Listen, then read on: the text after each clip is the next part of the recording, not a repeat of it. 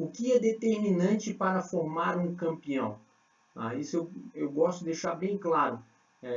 Vocês aí elaborando, o que vocês acham que é mais determinante, né, para formar um grande campeão? Um Anderson Silva da vida, aí, que vocês estão vendo aí em cima, um Manny Pacquiao no boxe, um Tai Hung Kim aí no taekwondo. Hoje a gente tem Dai Hun Lin, né, o Marcos Bochecha, um Rodolfo Vieira da vida.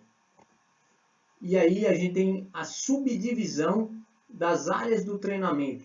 Então, para formar um campeão, eu costumo dizer que é necessário treinamento, desenvolver ao máximo as capacidades físicas, o treinamento técnico, voltado para a técnica específica de cada modalidade, o treinamento tático e o treinamento psicológico e mental também. Na opinião de vocês, desses treinamentos, qual é o mais importante? Eu sempre costumo questionar nas minhas palestras e cursos para as pessoas, qual desses treinamentos vocês apontariam como o mais determinante, o mais importante para formar um grande atleta, como os exemplos acima citados. E aí eu gosto de uma caracterização que o Bompa traz, né? Que ele coloca que as capacidades físicas, o treinamento físico e o desenvolvimento das capacidades físicas são os mais importantes, são os determinantes, né? O treinamento, ele coloca lá que o treinamento físico é a pedra fundamental de todos os fatores do treinamento. E aí por que isso? Isso fica muito claro, porque eu sempre falo, quando você tem as capacidades físicas bem desenvolvidas, automaticamente isso vai refletir na sua técnica. Um exemplo, para você chutar com excelência na altura da cabeça de uma pessoa, você precisa de quais capacidades físicas bem desenvolvidas? Uma delas, a flexibilidade. Você precisa de velocidade. Você precisa de força, potência. Então, aí, dependendo da característica da modalidade, uma capacidade física vai ser mais determinante do que a outra. Mas entender de forma específica qual a exigência da modalidade e aprimorar ao máximo a capacidade física que aquela modalidade demanda é fundamental para aprimorar a técnica ao qual a modalidade exige para que se tenha excelência.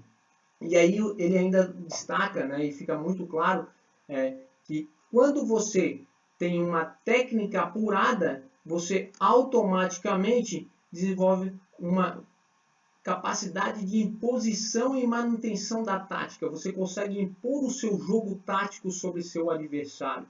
E mais do que isso, você consegue impor a sua técnica e ainda manter taticamente as suas técnicas, principalmente se as capacidades físicas estão bem desenvolvidas.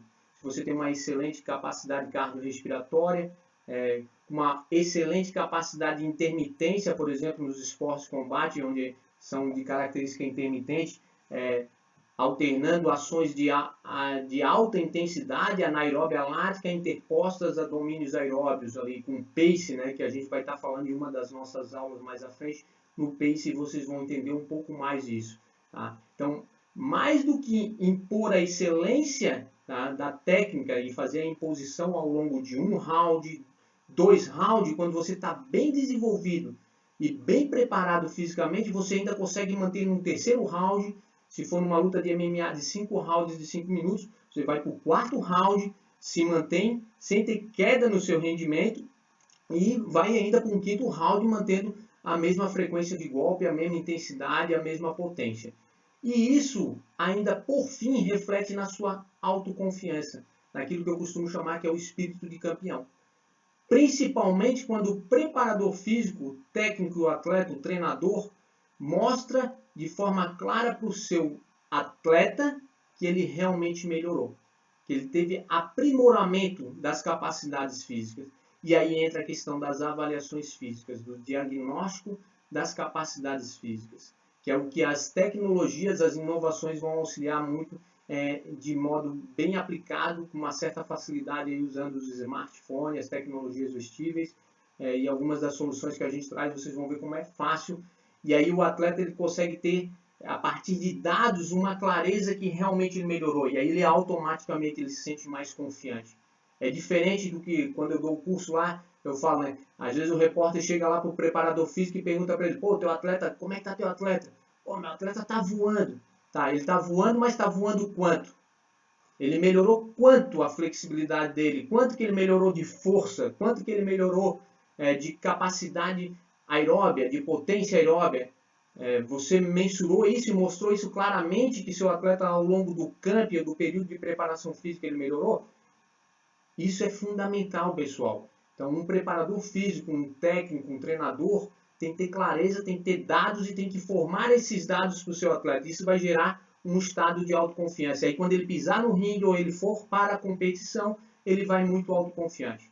Então, eu gosto dessa definição do Bompa. Eu acredito realmente que o treinamento físico ele é a pedra fundamental. Ele reflete na técnica, reflete automaticamente na imposição tática e automaticamente no estado de espírito do atleta, do campeão.